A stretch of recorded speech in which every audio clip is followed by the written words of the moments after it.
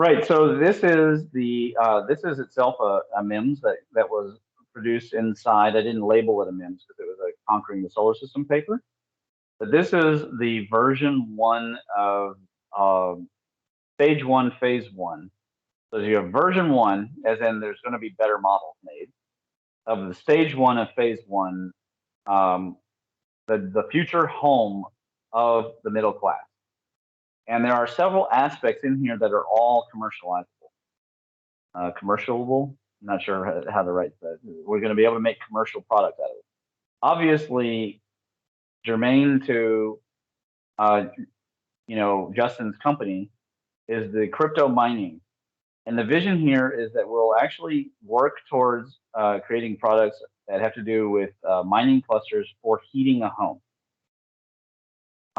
And in a similar and related manner, also Aaron is working on homemade cluster supercomputers. If we can design products, if Arch can easily make mining clusters, it can also make supercomputer clusters. And so, why in the world would you need a home that has its own supercomputing cluster? Well, because we are also going to be designing, and that's a little too top secret to talk deeply about, but a home energy generation system and setup. Now on here, most I've done is put some more of these boxes and then put these panels here, and it says, True Green Energy Algae Solar.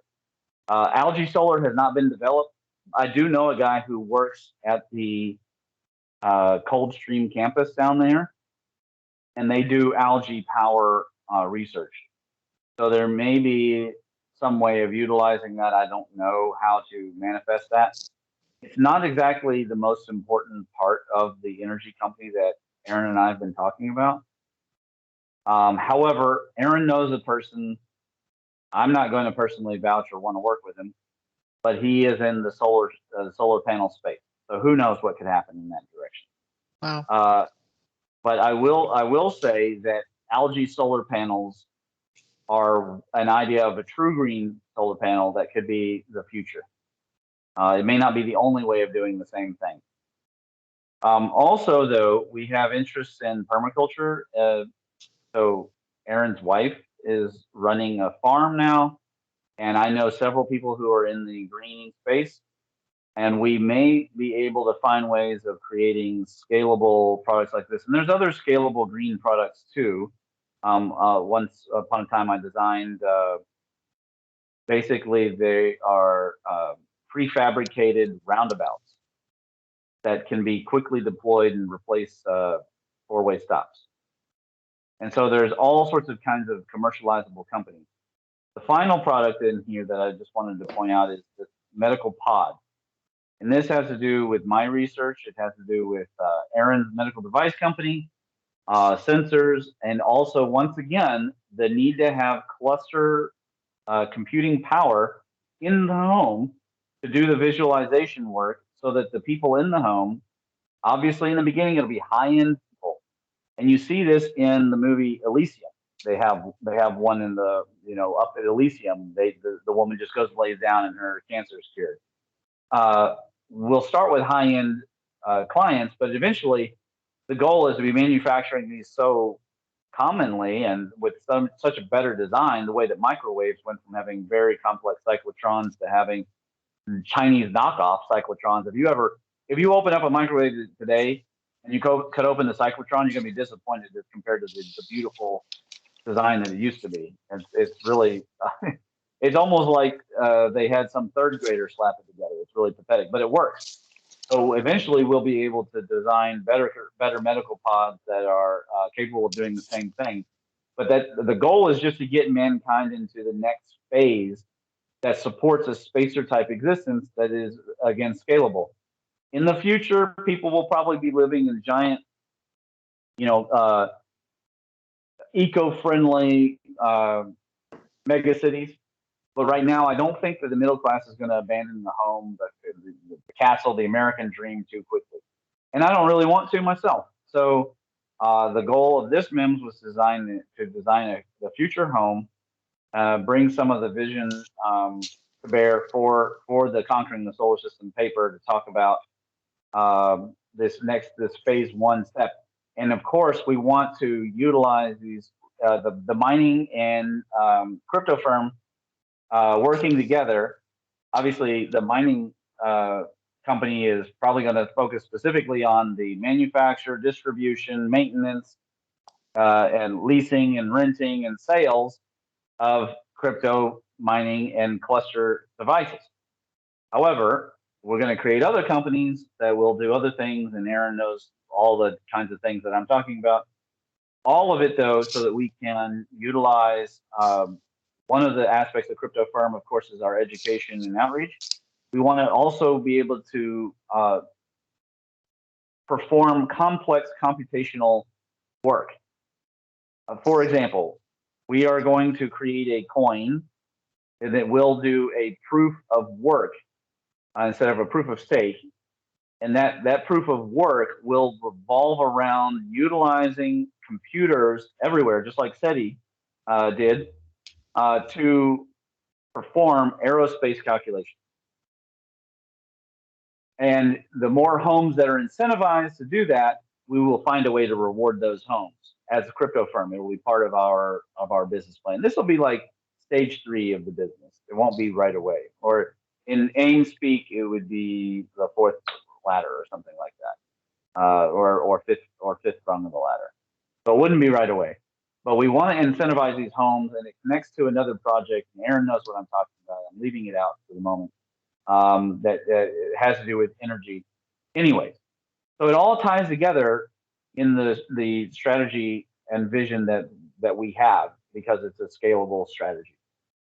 And it's a fractal strategy too. That's another thing about AIM that I've never really specified to various AIMsters, is that it's a fractal strategy.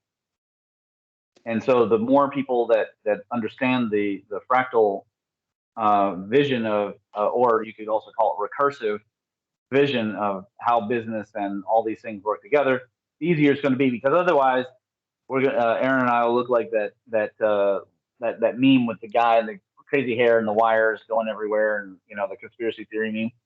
But it may look like that from the outside, but actually it all is working together in a multi-layer fashion. I liken it to a glass skyscraper. From any one of the floors, you see all the other floors. It's just they look far away and kind of fuzzy because you're looking through all the layers of glass. And but it really is one superstructure, and we've been working together on it.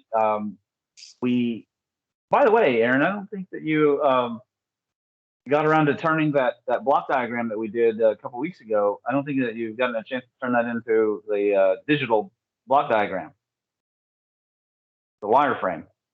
But we started with a crazy whiteboard, and now it's like actually getting kind of tighter. As it relates to this image,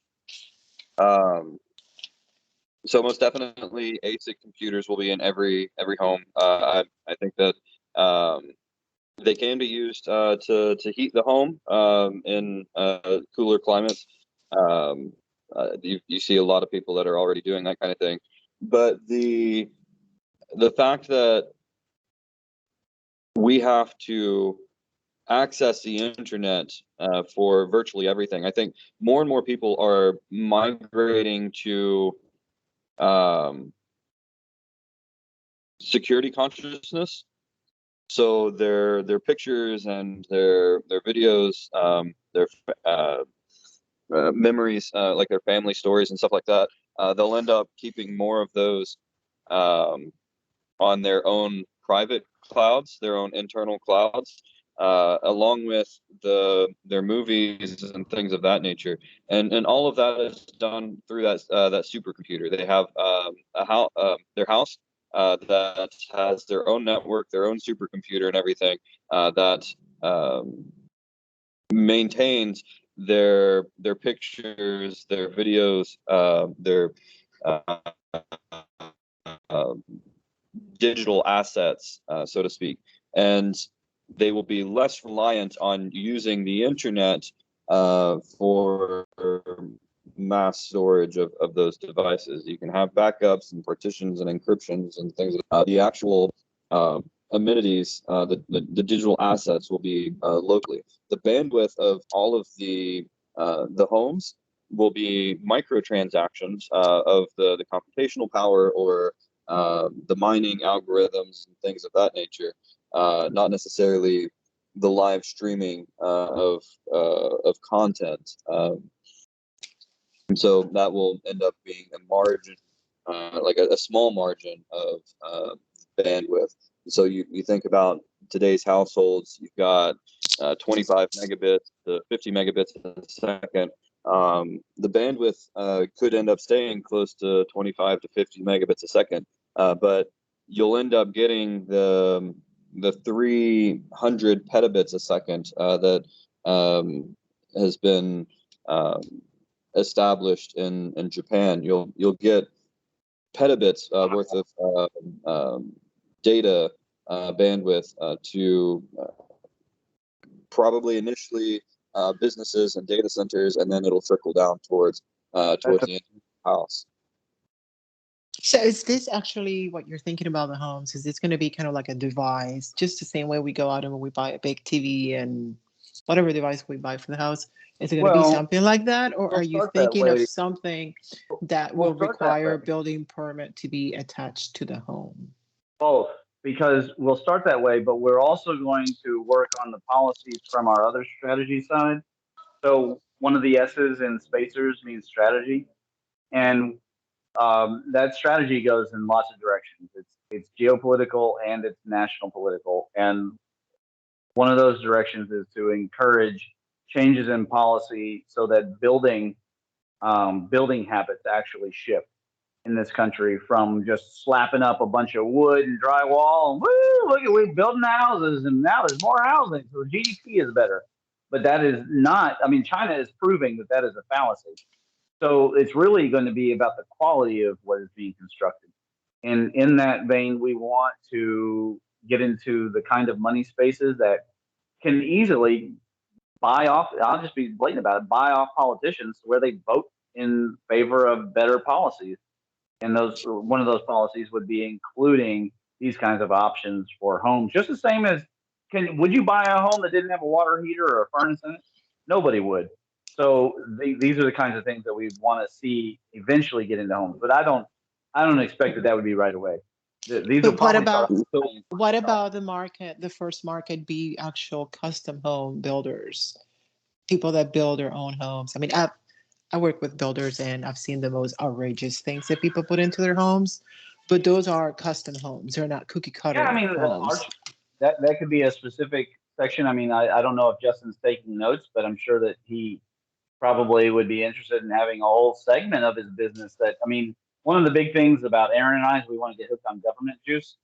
Aaron probably would like to just get hooked on any like massive contract juice, and building contracts would be a great example. Probably there would need to be a spinoff company that we would do recruiting for. So maybe you become a big recruiter person, and eventually we create this company and it goes out and finds these contracts, and then it APIs on a business level with Justin's company and says, hey, we're going to need 5,000 units for like heating cluster computing in this market, and it needs to run on this coin because this coin is the local power company's transactional. We call it a coin. We should call it a token. Local transactional token, and then Arch Mining puts that into the line, and just like Dell, so it's basically if I had to provide any advice, read Michael Dell's book, direct from Dell, and that model led to massive scaling because it went direct to the person and gave them the custom options, and that's a fantastic book, anyways, for any business person to read. But that kind of scalable option, of course, we're going to manage all of the behind the scenes of that is going to be managed in the enterprise environment that Aaron and I are building up. So, and that's another thing about the crypto firm is the crypto firm is going to be one of the first places people are getting a access to that instance of of, uh, of the public side use of the enterprise. Privately, we have plans of use for our enterprise system, and then resilience is another place where they're getting access to that enterprise backbone. So to clarify, Actually, contracting all this stuff is definitely going to be mutually beneficial because as we scale the enterprising, it'll also be its own token. Beautiful. very true. To clarify real quick, the rollout mentality. So, one of my companies, Hardin Scientific, it's pioneering a business model called hardware as a service. So we're taking medical device and laboratory equipment and we're subscribing it to the end user. And so far, the government has really taken a liking to that. They move really slow, but the fact that they can take entire unit or branches of the military and upgrade all of the Humvees or all of their equipment overnight. They've really taken it and ran with it. So when I spoke with them, it was primarily just medical equipment. All of the hospitals around the country are working with 30-year-old plus equipment, and they need to be working with 21st century equipment. So we're using the hardware as a service business model there, but that business model theoretically would be applicable to this as well, to where you own a house and you subscribe to the let's say you need internet or whatever. So instead of getting like renting this modem from the internet provider and them coming out and hooking a wire to your house and stuff like that, it'll be more like you, in order to function in society, you have to be tied to the decentralized network. And then these ASIC miners, it could just be a single tower in a closet,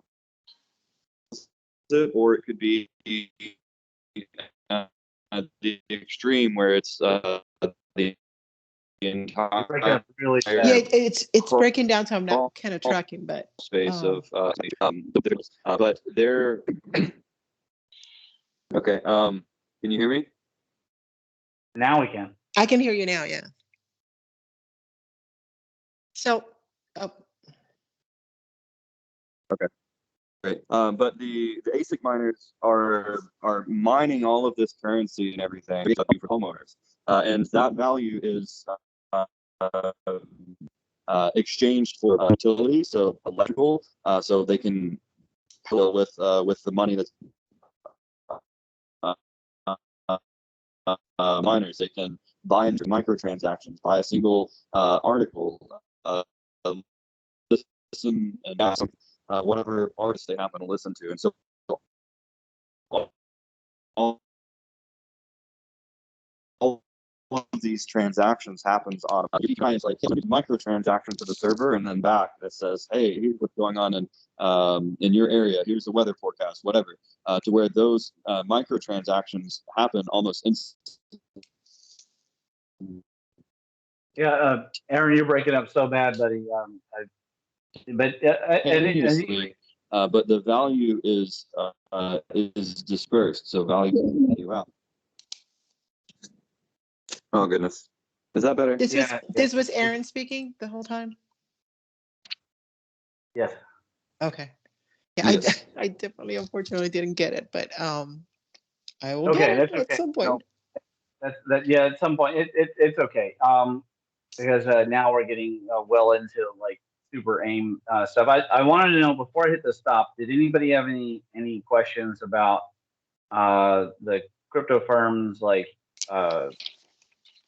marketing, anything like that? I don't have any update for you with the lawyer. I haven't talked to him since the holiday, so I have to get caught up with him. But if anybody has any other question, I'm going to stop recording.